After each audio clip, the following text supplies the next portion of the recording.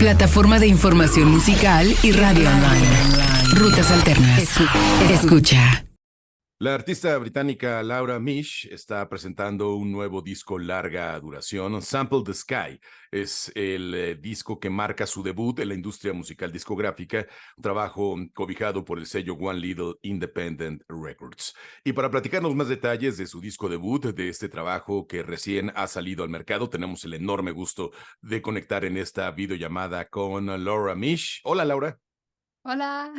How are you? I'm good, thank you. How are you? I'm very well, thank you. Where are you right now? I'm in London. Yeah, I'm Born just and wishing I'd brushed up on my Spanish. You speak Spanish? Oh, so badly. Well, that's one of the most important things that they have to bring you to Mexico to play live, right? Yeah, I need to learn. So, Laura, congratulations on your latest record. It's an amazing, amazing album. And it's very cool. How do you handle the way to make your previous EPs, your two EPs from the last decade, and now you make a record with another step, with another search, with another concept? How do you work this new album? Yeah, so this new album is much more about connecting to the natural world and connecting to the outside. So the last two projects were very much more about like the city and the inner city, and because I'm from London, so I'm from a city, but this album is much more about the elemental, and it's much more collaborative. Like I worked with a lot of different artists on it, and it's also much more like about being in your body and much more organic, and it also features a lot of field recordings and samples of the sky. Even if you mentioned this about the nature and your own person, your humanity, there's a search about samples, the use of sampler in electronic music, in R&B, in hip hop. How important was for you to have this concept about use parts from another work to your own songs? Well, I'm trying to understand the question. So it's as in because sample is a very technologic thing, right? Yeah. And your album, it's about the nature, about connection with your environment, and how do you connect those two things? Yeah, so I think it's interesting because I used to study biomedical science. So I used to think more in terms of, in order to really study something, to look deeply, like you need to have a frame of reference. So you need to go out and search and sample something to bring it back. And I guess it's this idea of like paying deep attention. Like why is it that like a producer will hear a particular sound within a song and be like, I want to sample that? It's because something about it has like drawn them in, and there's this kind of like attraction to search deeper. So I guess I think it's a technical term, you're right. Maybe even verging on scientific, but I think there's something about the calling to spend time and like energy capturing something in order to look deeply at it. So yeah, I think it's also maybe like a play on the idea of like a snapshot, or because this, you can't ever really sample the sky in the sense of like, you know, it's so ephemeral, it's so morphing, it's like even when you try and take a picture, it kind of morphs every second. So I think it's almost something that's slightly impossible to do, but I wanted to still call it that. Yeah. And I think it's also very cool, that action to look at the sky, right? It's something that maybe we don't know often, but when take a look at the sky, we found something different every time. Yeah, exactly. And I think especially when you live in a city and there isn't much green around, it's like the largest canvas, like in a painting sense, it's the largest canvas for the eyes of wilderness. And it's true wilderness, because you can manicure like a park, you know, you can sort of chop it and replant things, but you can't manicure the sky. Like if a storm's going to come, it's going to come. Yes, absolutely. And there's I a think wildness to it. Yes, of course. And I also think that it's very cool that you search this nature, this environment, Because in London is a unique city, and even if you have this rush of a big capital of the world and all these stories and landmarks and everything, there are hidden spaces, very quiet, that invite you to touch the nature, and you don't have to travel that far, right? Yeah, definitely. And it's also got lots of like remnants of old nature as well. Like one of the locations I love is Sydenham Woods, which is in South London, and it's like the last remnant of the Great North Wood, which used to stretch across a lot of the city. So I think a lot of like this album as well, and just how like life and music is very merged, has been about reconnecting to like the wilderness locally, without feeling like you have to go somewhere else, and trying to like appreciate and re-render how you see the world in front of you. And I also read, Laura, that you go to make field recordings to this album, and in your two previous EPs, you do it in your house, in your bedroom, in your computer, and now you go out and take samples from the nature, exactly. And it's also another step to improve your music, improve your songs. Yeah, I think the desire to be out in nature came from a reaction to the past EPs, especially the last one, which was called Lonely City.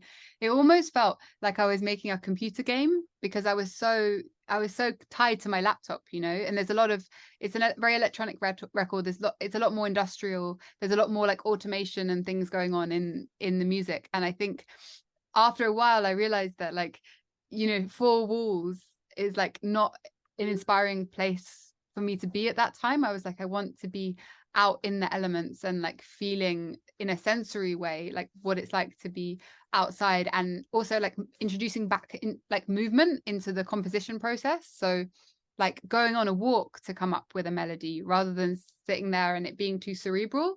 So yeah, I was really interested in like, what if I just walked with the saxophone and like just played, and would that change how like melody came to me? And also like, how can you improvise with different elements from nature? So I've got like lots of examples of that, but yeah. Very cool, because it's as we speak recently, it's the connection with some cerebral scientific things, with nature, with music, that it's all about passion. I mean, it's a great combination. I understand a lot of what have I listened to your album now that we're talking. Oh, nice. I'm so very glad. cool. Yeah, now that you mentioned the saxophone, it's a very important instrument in your music. You play it, right? Yeah, so I play saxophone, and the saxophone is present in the album, but it's also present in hidden ways. Like a lot of the synthesis is actually saxophone processed into like through the modular synthesizer, for example. So like there's a song called Hide to Seek, and it has like this hooky like plucking line in it, and that's actually saxophone. Or like in Wild Swim, all the low drones are actually saxophone. So I think I was very curious about this idea of like synthesis and saxophone being like my way of playing as well is particularly breathy. So I'm interested in the kind of breathiness of the saxophone as a synthesizer, but also how that relates to like the sound of wind, and like whether like I could try and like be inspired by the sound of wind in my playing of saxophone to generate synthesizers. It's very, very cool, very deep. Yeah, it's pretty crazy, but I think it's cool because when we have the air, we go in the nature, we can have this touch with a mechanical thing that it's to breathe. We don't think about it, but it's essential in our lives, right? Yeah, totally. Yeah. And Laura, I also found that you released this album with One Little Independent, and you work with a co-producer, right? Yeah, I did, yes. I was working with a co-producer because you have all your ideas, all your previous songs, your demos maybe, and you start to have a dialogue with another musician to make the music. How was for you? Yeah, so that was an incredible experience. Up until this point, I'd like solo produced all my EPs, so it was really incredible to then have something which was previously more of like an internal therapeutic process turn into a dialogue and a collaboration and a meeting of two worlds.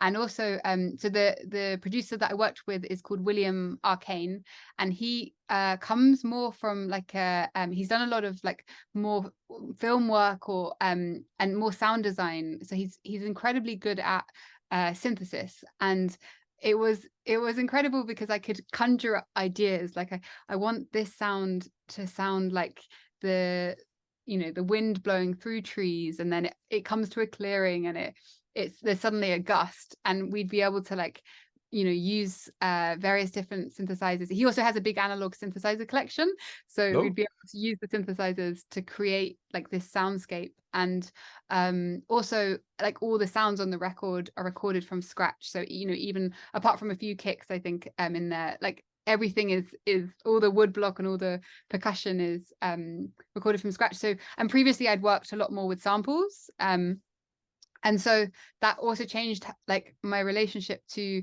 like the creation of music, because like the genesis of the sound I felt like a lot more emotionally connected to, because it was like a moment in a studio where like I hit a wood block, whereas I think previously like the music I was making, I'd find sounds on the internet and it was maybe slightly more disembodied. So it was a real honor and privilege to get to collaborate in that way, and for someone to be so committed like to the music as well. So yeah. We can find all that you mentioned in the album. It sounds amazing. Now I understand a lot of things, and I think it's very cool that you can have this connection with William and make this record, and also to make your debut album with all these things, right? Yeah. I feel so grateful, and to my label, to One Little Independent, they were very supportive and encouraging of like the crazy ideas I had for videos and for the launch. And yeah, they've been amazing. Independent labels like One Little Independent are very important in the music industry nowadays, because they do a lot of work to give us amazing artists like you, right? Yeah, 100%, because it's not, it's not like the most like center music. It is taking risks, and I think as well like they give artists creative control, which is incredible. It's very rare. So I've been so grateful. We can find Sample the Sky in all streaming platforms. Have you released it in vinyl, in CD? Yeah, so it's in vinyl as well. It's really beautiful, the vinyl. I recommend it. Can't wait to have the vinyl, because now that I listened to the album in full, I figured that if I listen in a vinyl, it's a very important experience, very different experience, and I can understand a lot of what you have told me. Yeah. Oh, it's cool to listen a full album, but it's cooler when you listen in vinyl. Yes, I think so, and it's a beautifully cut vinyl by Matt Carmel did all the mixing. Christian did the cut, so thank you to them too. And we can find it in your website and in One Little Independent website, right? Yes. And what's the plan for the rest of 2023? Will you play live the album? I'm going on a big European tour, so I'm playing 26 shows in the next 6 weeks. Oh, that's a lot. Yeah, so it will be like a real baptism by fire, and a way to just like share the music. And I'm really excited because I play live with a harpist, Maria Osu, and a guitarist, Tomasz Kashpa, and I feel like the live show is even more dynamic than the record. So I'm excited to share that. It will be magical. And Laura, when will you come to Mexico? When I'm invited, I'll be there. Like straight away. You have to come as soon as possible. I would love to come. Let's make it happen. Yes, please. Maybe in spring 2024. Spring, let's do it. Great. Yes, please, because I'm pretty sure that all your fans will be glad to listen live your debut album, all your songs, and you can practice your Spanish. Exactly. Finally, Laura, please recommend us a couple of places, hidden treasures in South London to visit when we go there. Oh, my favorite chocolate shop. Oh, cool. It's called Blowing Dandelion, and because it's quite cold and rainy in London right now, so you need a hot warm chocolate drink to warm you up and give you energy. So it's called Blowing Dandelion, and it's in Crystal Palace. And then, if we go in summer? Oh, in summer, they also do the best chocolate ice cream. So you're covered. Cool. Check. It's on the bucket list. Exactly. And then my favorite park is probably it's a small park, but it's called Peckham Rye. It's where I grew up, and there's a really beautiful Japanese garden there, and it's a good place to go and meditate. So yeah, those are my two spots. Thank you so much for these recommendations, and congratulations, Laura, for your album. It's an amazing debut, and looking forward to see you live here in Mexico. Yeah, me too. Lovely to speak to you. Bye. Laura Misch, thank you so much for this chat with Rutas Alternas. Thank you. Plataforma de información musical y radio online. Rutas Alternas. Escucha.